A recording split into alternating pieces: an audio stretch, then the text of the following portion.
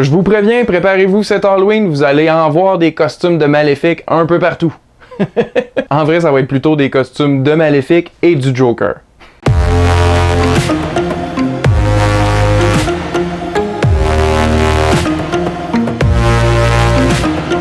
Bonjour et bienvenue à Chuck B Critique. Aujourd'hui, je vous donne mon avis sur la suite du film fantastique de Disney intitulé Maléfique, maîtresse du mal.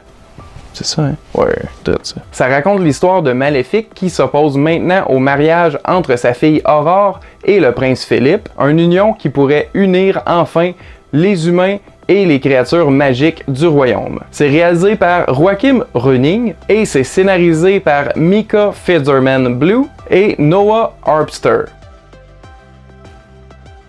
C'est dur les noms.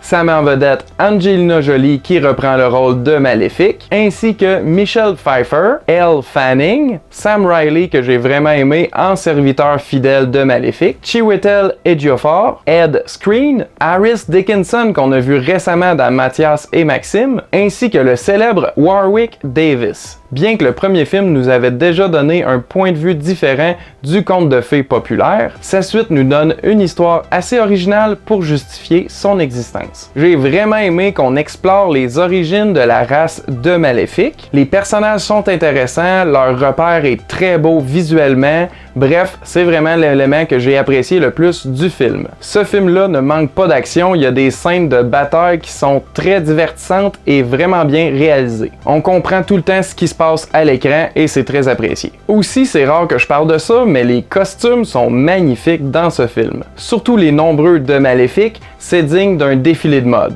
Un défilé de mode lugubre, mais un défilé de mode quand même. Par contre, avec sa durée de 2 heures, c'est un peu long, surtout que le rythme ralentit beaucoup au milieu du film. Disons que ça aurait pu être réduit facilement de 15 minutes. Les acteurs sont tous vraiment très bons dans leur rôle, surtout lorsqu'on pense à tous les effets CGI qu'ils ont dû s'imaginer lors du tournage. En particulier Angelina Jolie et Michelle Pfeiffer, qui semblent vraiment s'amuser dans leurs rôles respectifs et qui sont toutes deux magnétiques à l'écran. Pour Angelina Jolie, c'est encore plus impressionnant puisqu'elle porte beaucoup de prothèses et de maquillage dans chaque scène. Ça me fait apprécier encore plus sa performance. Au final, j'ai bien aimé, peut-être même un peu plus que le premier, que j'avais déjà apprécié beaucoup. C'est une bonne aventure fantastique, haute en couleurs, très plaisante. C'est un bon divertissement pour tous qui vaut la peine d'être vu au cinéma. Donc ma note pour Maléfique, maîtresse du mal, version française de Maleficent, Mistress of Evil, est de